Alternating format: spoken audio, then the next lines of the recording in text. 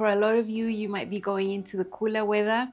So I think it's time to share all my wool fabrics. Different weights, different styles, solids, plaids. Hi sewing friends, I'm Karina from liftingpinsandneedles.com. Welcome to this channel that is all about sewing, limitless sewing. And today I'm sharing fabric. I wouldn't say it's a fabric haul because I've purchased all these fabric in little bits for many years. Let's say I'm sharing my wool fabric collection. In the way that I store my fabrics, I have them stored by fabric type. So these live in an upper area of a cupboard where they're not that readily available to me because they're not the fabrics I sew the most. I used to in the past when I lived in places with actual winter, but for now these are fabrics I collect and admire, and I know I'm going to get them sewn someday. They seem to be made into garments slower than other types of fabrics. But that's not going to deter me from having them and looking at them and stroking them and sharing content about them, because it's not your fault I live in Brazil where it's hot all the time, right? It's a sewing channel and I do want to share some wool projects with you every now and then. So I've got here a box. These are brand new. I just purchased these. I was waiting for these to arrive. They took a long time to arrive, and I do have some wool flannel in here. So I'm going to show you these first. I think there's only 2 pieces of fabric here. Now, if you just stumbled upon this video, let me just tell you that I live in Brazil. I bought these fabrics online, but these are not shops that you can go in and buy and get them shipped to other countries. So that's why I don't share links to my fabric. I'm not in the business of selling fabric. I'm more in the business of sewing right here. So sorry, I cannot share links with you. This is just inspiration. You can find similar fabrics where you live. I'm going to show you something I bought in this shop that is remotely related to wool sewing. And this is fusible stay tape. It's got a stripe in the middle that stabilizes. So this is definitely something I would use on wool to stabilize armholes and necklines, especially because these fabrics are so prone to deforming. Some of them have a loose weave and you get a lot of fraying on these areas. So this is part of tailoring, and in this shop I was able to find it. I had never found this type of notion before. So this is fusible stay tape. Amazing. I have it in black and white, 50 meters each. So I hope this takes me a long way.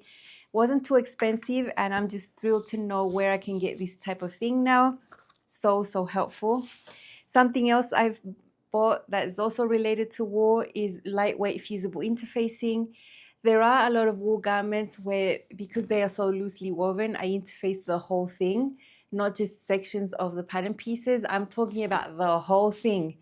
So I've bought quite a bit of this right there. I am planning some wool projects in the next couple of weeks. That's why I decided to share all my fabric and just be waiting for a video that's all about how to sew with wool. This episode is just sharing my wool fabrics. Now, these pieces of fabric are wool flannel. I have 2 of the same, just different colorways. And this is a wool blend. It's so pretty. Look at this. I love that green and the black and the white. I think it's really pretty, nice and fuzzy on this side, and then on the wrong side it's just like your regular plain flannel. You know those flannel shirts that are just plain right here, nothing fuzzy? So the fuzzy part is for the outside. I would use it like that at least because this is so pretty. So I have it in green and I have it in pink and white and black. Just a few days ago I showed you a robe in 100% silk. These fabrics would have been perfect as well as an alternative for cooler weather. They're not too heavy, they're not too light. I think they're just right for Brazil winter. And if these would have arrived in time, then I probably would have made a version out of this. But I'll save it, I'll find something to make with it. I think they're really pretty. I might make my nieces some robes. I know they need some, and it gets really cold in Chile in the winter, so I think these would be perfect. We will see, but I just couldn't pass up the pretty prints right here, the pretty colors. I'm not that much of a plaid fan, but these colors got me. I'll probably start showing you the lighter weight options I have. Remember, with the wool, you can find really lightweight suiting materials, and you can find up to very heavy coating materials. So there's quite a bit of variety here. Now, I would say this is the lightest weight one I have. This is a wool crepe. It's amazing. It's purple. I bought this in Chile a few years ago. And this would be great for a dress with a flounce or a skirt with a flounce. Any type of design that needed a little bit of drape and had some volume. I wouldn't sew anything with gathers, but flounces or pieces cut on the bias I think would look amazing. Slightly sheer. This is a garment that would have to be lined. Not because it itches, but because it's semi-sheer. So beautiful. I know I'm going to leave a huge mess on the floor here. then I'll have to fold everything up. But that is amazing. This I would consider light to medium weight. It's a wool crepe. It's got amazing drape. Would be amazing as a skirt. Look at this, wide leg pants, something like that. I would have to line. Look at all the fraying. But it's such a beautiful type of weave, and the color is really neutral. It would go with a lot of other things, other colorful things, or black and white. Nice and neutral gray. This is another lighter weight one I bought this winter. Very good quality, 100% wool in navy. Little tiny checks in there, so pretty. This would be an amazing blazer. I fall in love with these. I can't help buying them. And then I remember it doesn't get that cold here. And then I get really sad. But anyway, my fabric collection, it brings me joy as well. I can grab them whenever I want and make a garment that's going to be really special to me, just for the joy of it, not because I know I'm going to wear it every single day, which is another reason to sew as well. Not everything has to fill up an actual need, at least for me.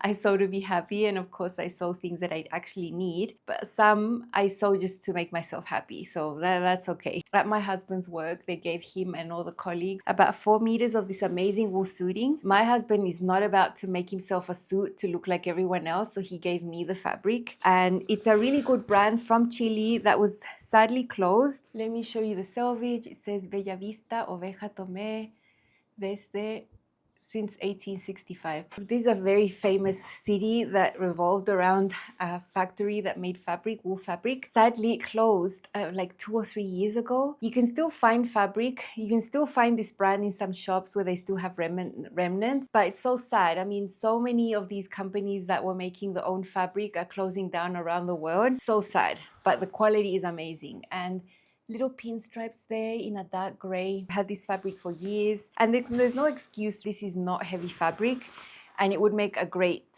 sort of power suit, blazer, pants sort of thing. So I hope I can get to it someday. Another thing that would be amazing with this one that I know I would wear more is like a tailored vest and pantsuit sort of thing. That would be great. This one is also a lighter weight. This one is white on the wrong side, and then it's printed on this side. Very interesting fabric. Look at these colors. This one would be great for a jacket that doesn't have too many seams, just shoulder seams, side seams, that sort of thing, because then you wouldn't cut up all of this geometric business going on here. This is one that's soft on this side. You wouldn't need to line it, but I think I would, just to get rid of that white look on the inside, which I think would disturb me. Another fabric that is very, very loosely woven that would fray a whole bunch that I would probably have to interface the whole way through. So if I'm going to interface something the whole way, I'm always going to line that. I'm not going to just leave that interfacing there on the inside for everyone to see. Check out this one. This one I bought in Chile a couple of summers ago, and I actually got my mom a whole bunch of fabric as well. It's this plaid, so beautiful, black, red and white, super classic. Now this one's slightly itchy. This is a wool blend, acrylic blend fabric. Same, super loosely woven. I mean, you can see the threads here. Something I would have to interface and take a great deal with the seam finishes, Hong Kong finishes, that sort of thing, or serging as soon as I cut. So this is a fabric that you need to be careful with, because if you don't interface it, then it could end up snagging really easily on things when it gets caught into little corners of things. But this would be an amazing blazer, or it would be an amazing cape as well, I think. Awesome. With any plaid, of course, you know, you're going to have to cut everything in a single layer and make sure everything matches. Extra work. These are also lighter weight materials. These are pretty soft. They're the same, just one in navy and one in brown with the small checks. This would be easy to work with. It is loosely woven, but not that loose like others. I don't think I would need to interface the whole thing, but I would have to be careful about fraying. Now, this is the right. See, it's a little more fuzzy. That's the right side. That is the wrong side for both. So pretty. I just get enough for blazers for these. It's really hard for me to make a pair of wool pants unless I want to combust. Usually these will be blazers or jackets. The rest that I have over here, I would say a medium weight. I don't have any super heavyweight wool. All the rest that I have here are not 100% wool either. They're all wool blends. So I don't have traditional wools like boiled wool, all those types of things I just don't have here. I've actually never seen them for sale over here in Brazil. Yeah, these are more sort of medium weight, still nice and warm, but not that warm. You know, not for like snowy winter type of thing. But check out this. This is amazing. The colors are just to die for, at least in my eyes. There's a lot of teal in different tones with red and navy, and I love how this is weaved. I just think it's amazing. And now this one is like the best one I have. And this one has a bit of metal thread in between. Super itchy. I would have to make facings on the inside that are out of another material and fully line it, make sure nothing of this touches this area right there, because I know I'd be scratching. But who cares? It's so pretty. It's going to be worth it. Look at this. Look at all this going on with gray, pink, blue, little boucle in between. Just the way it's weaved is amazing. And look how this frays. I mean, look at this. This boucle wool is just very frayy material. I know I'd have to get ready and buy meters and meters of interfacing so I could sew this and have some longevity. I'm not about to use sewing interfacing. I'm not going to be sewing interfacing on by hand ever. So if you want to know, that's my stance on sewing interfacing. I'm just always going to go fusible. There's a lot I'm willing to do by hand. I mean, I'm willing to do a lot by hand, but that is not one of them. Okay, this one is amazing. I bought this one in Brazil. This is a texture that is amazing. Look at this up close, and it's got some golden threads in the middle. It's like a check. I would have to be careful about matching everything up with this one. And I think I got 3 meters for this. It was an end of a bolt in a shop, and I thought, why not? There it's been for years. I hope I can get to it at some point. It's so amazing.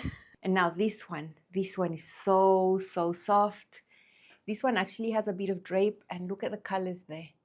It's all with blue tones and black. Look how it's fraying. You can see all the threads coming undone here. So pretty. This would look amazing as a Chanel type jacket. Really tailored, a little bit shorter with jeans would look amazing. So this is one that I'm really excited to sew. I hope I can get something done with it soon. This is a type of herringbone weave type situation with purple and black. Look at the fraying. Terrible. Yeah, this is amazing. I mean, I just look at this and it makes me really happy because I love purple. I think the tone is really nice, dark. I think it suits me.